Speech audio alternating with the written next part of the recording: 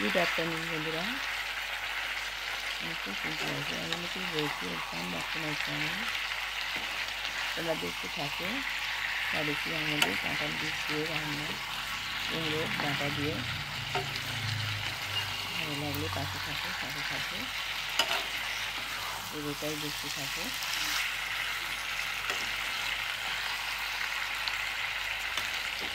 সামান্য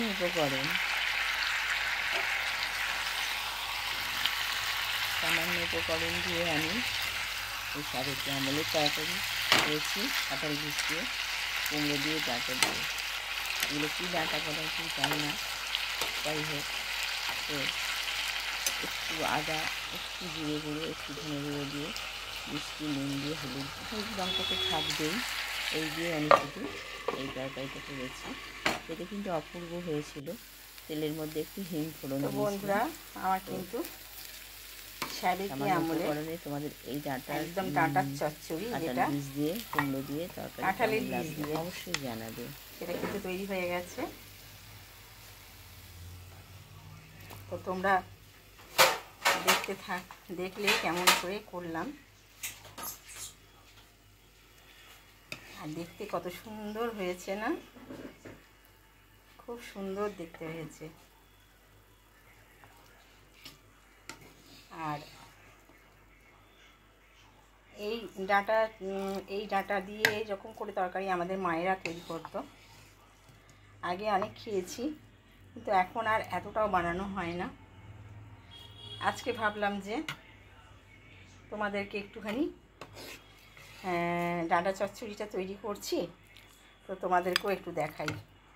আর কাঁঠাল বীজ দিয়ে বেশ, এই সিজনে কাঁঠালটাও পাওয়া যায়, তার বীজটাও পাওয়া যায়।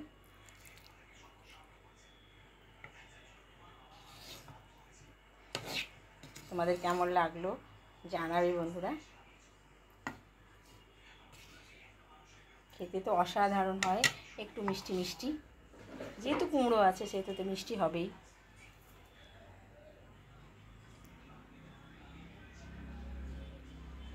খুব খেতে সুন্দর হয় একদম।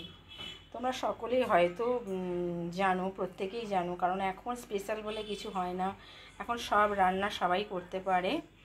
তো তোমরাও আশা করি সব রান্নাই করতে পারো, কিন্তু তবুও কী বলো তো, যেই সিজনের যেটা এই সময় কাঁঠাল বীজ পাওয়া যায়, কাঁঠাল বীজ দিয়ে আলাদা করে কী তৈরি হয়, কাঁঠাল বীজটা কী দিয়ে মানে কোন কাজে লাগানো যাবে, এইগুলো সব মানে এখন মানে আমাদের কি হয়েছে, আমরা ছোটোবেলায় খেয়েছি, অনেক বানিয়েছে আমার মায়েরা, ঠাকুমারা, তো আমরা খেয়েছি। কিন্তু এখনকার কি হয়, এতটাও বানানো হয় না, কারণ আজকালকার ছেলে মেয়েরা তো এইসব ডাঁটা টাটা খেতে চায় না বড় একটা। তো সেই জন্যে আবার নিজেদের জন্য আলাদা করে বানানো হয় না। তো আবার মাঝে মধ্যে মনে হয় যে একটুখানি বানাই, তো সেই জন্য আজকে আবার এইটাই আমি বানাতে চাইলাম। তোমাদের দাদাভাইকে বললাম যে আজকে এই ডাঁটাটাকে কী ডাঁটা বলে আর তোমরা কি বলো আমি জানি না, তোমাদের যদি জানা থাকে তাহলে আমাদেরকে জানাবে, ঠিক আছে, কমেন্টের মাধ্যমে জানাবে। কারণ কি এই ডাঁটার গাছগুলো খুব বড় বড় হয়, ভীষণ বড় বড় গাছ হয়, আর সেইগুলোকে মানে শাক বাদ দিয়ে আমি কেটেছি, কারণ শাক খাওয়া যাবে না। তোমরা জানো যে এখন অম্বুবাচী চলছে, অম্বুবাচীতে কিন্তু কোনো শাকপালা খাওয়া যায় না, তো সেই জন্য শাকটাকে আমি বাদ দিয়ে কিন্তু বানিয়েছি। আর শাকটা রেখে দিয়েছি, মানে সুন্দর নধর শাক তো ফেলিনি, শাকটা রেখে দিয়েছি, যদি থাকে মানে অম্বুবাচী ছাড়ার পর যদি থাকে তাহলে ওটাকে আবার একটা আলাদা আমি রেসিপি বানাবো, ঠিক আছে। তো এই হচ্ছে ব্যাপার।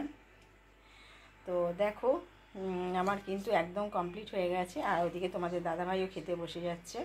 হ্যাঁ, আর শুধু যে এটাই রান্না হয়েছে তা নয়, একটা চাটনি বানিয়েছি, চাটনিটা হচ্ছে খেজুর আমসত্ত্ব দিয়ে একটা চাটনি বানিয়েছি।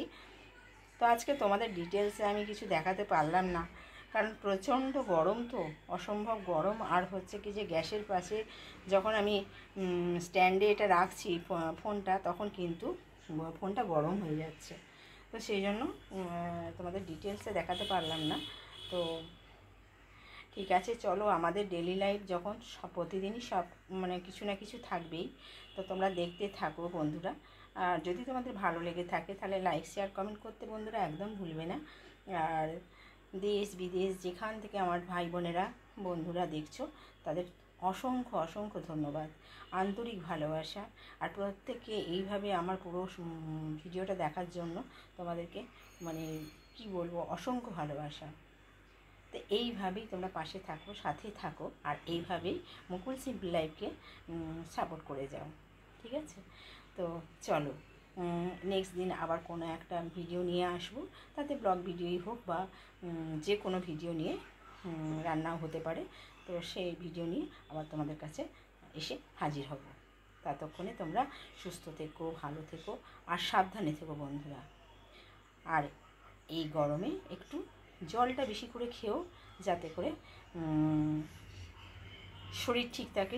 শরীরে জল কমে গেলে কিন্তু শরীর খারাপ হয়ে যায়, সেই জন্য শরীরে যাতে জল কমে না যায় তার জন্য জলটা বেশি করে খেও, ঠিক আছে।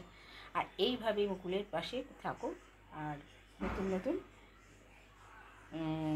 রেসিপি দেখতে থাকো। Bye, tata.